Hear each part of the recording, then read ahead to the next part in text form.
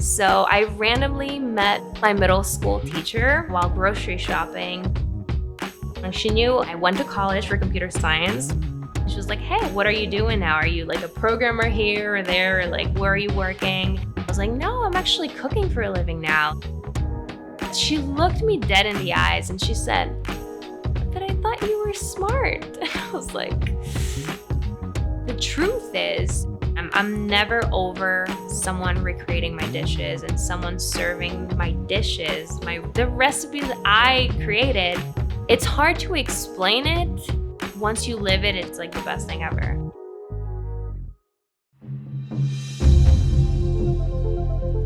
I'm Grant Crilly. Join me as I travel across the country to meet chefs who are shaping our food culture. We learn about their ups, downs, successes, and heartbreaks. Where they come from, how they got here, and where they're going. Every route is different on the road to cooking.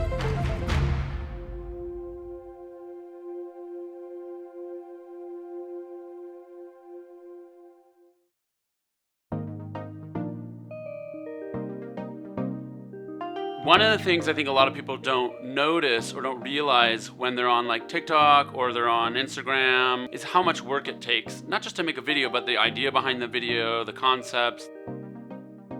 Carolina has built millions of followers across a whole bunch of channels. She has this really cool, lighthearted approach to cooking and creating. Caramelized onion salt. What? Let's make it. I'm really excited to see how her whole world operates.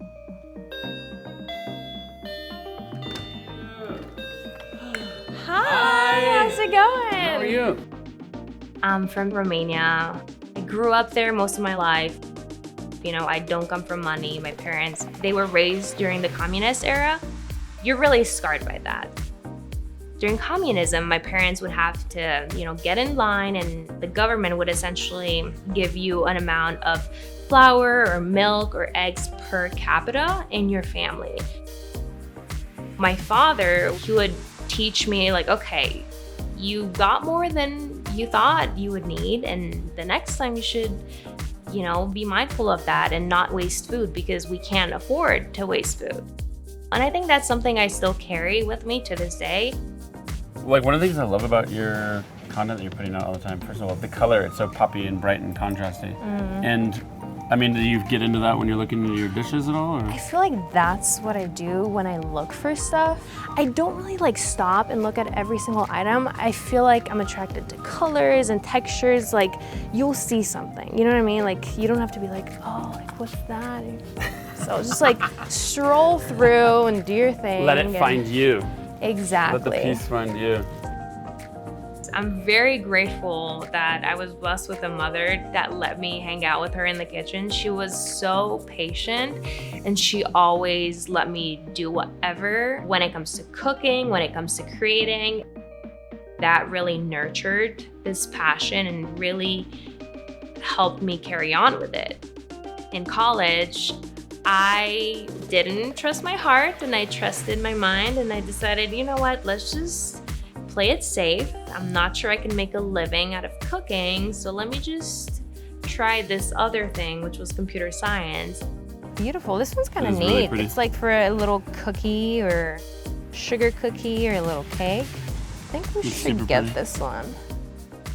Anyways. Well, we got a couple goodies. What do we got next? And we're gonna do some cooking. Let's do it. My first job as a programmer was to program car parts, but the truth is, I hated it. I never came home with okay, I thought about this problem and I want to solve it through this algorithm. Never. I just close my laptop, turn it off, go back to the kitchen and get to cooking or developing a recipe and shooting it. I would just whip it up, eyeball it and take a picture and post it, and that was it. It started to get some traction and people started asking me for recipes. And that's what made me decide to create a food blog. This artichoke tart recipe, it represents what I do, which is approachable, fun, easy to make food for home cooks. So we're gonna start with store-bought puff pastry and sprinkling a bit of flour on top and on the bottom. Beautiful. And we're gonna flatten it just a little bit. So simply lay it on here. Beaut. You score the dough to create a little rim or border around the tart. Then we brush the edges with some egg wash. It's just egg whisked with a little bit of water. The egg wash usually goes to waste. People brush a couple of tablespoons on the pastry they're baking. So what I'm doing is I'm mixing the egg and ricotta cheese. You could use yogurt or sour cream or creme fraiche, mozzarella cheese.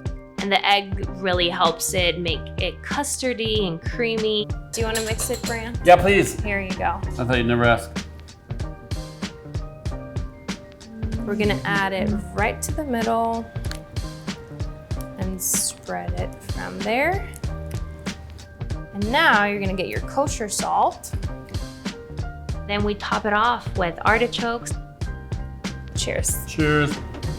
Mmm. These like melt in your mouth. One of the meatier vegetables. Mm-hmm. Capers, serrano peppers, or any other pepper. And then bake it until golden brown. The bottom is the most important part. The cheese will be cooked, the egg will be cooked, but the bottom needs to be golden brown and crusty. And serve it up. Ta-da! This is your photo studio? Yes, this is my little studio.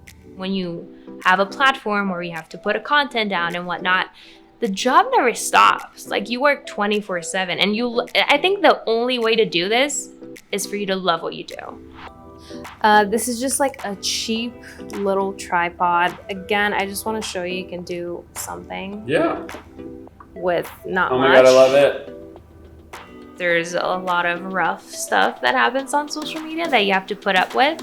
I got this message from a younger girl, and she reached out to me because she wanted to do what I'm doing, but she was afraid of the bullies in high school, and she was afraid of, what will people think if she puts herself out there? And that broke my heart. No matter how terrible you think it is, it's like you'll have 90 times the amount of support from people that love you. Awesome. So whenever I have the final product, I usually show it to the camera, and this is the start of my video, right? So look at this beautiful plate we just thrifted. How cool is that? So I would be like, today we're making an artichoke cheese tart. And then sometimes I get closer to the camera and I'm like, Don't you want that? ooh, I your love turn. It. I get my turn? Can you So tell me how good you need to further away? No, closer Yeah. and more in the middle. I can't do you. Today we're gonna make an artichoke tart. Look at how crispy that bottom is. Yum! What I do next, usually, here, pass Okay, it on. pass it. Okay, now you hold it. I usually go in for a little cheers. Cheers. Like, you have to do that with your Yeah. eyes. See that? Cheers. I love it. Cheers. Carolina has this very lovely brand and vibe about her that I would say is very practical, bright cooking. She's so good at just taking the best of what's around her, finding really creative ways of mixing it together and presenting it into something that's brand new. And at the end of the day, that's real cooking. It's just really inspiring to see her help motivate and inspire people move from consumers to producers. Cooking should be as rewarding as the eating itself, I'm very grateful to be able to do something I love. The fact that someone makes one of my recipes is just mind-blowing to me, and it's something I never even imagined. I'm doing what I love. It's beyond a job. Like, you get to have a community. You get to be a part of people's homes. You get to share that experience with them, which is very, very special.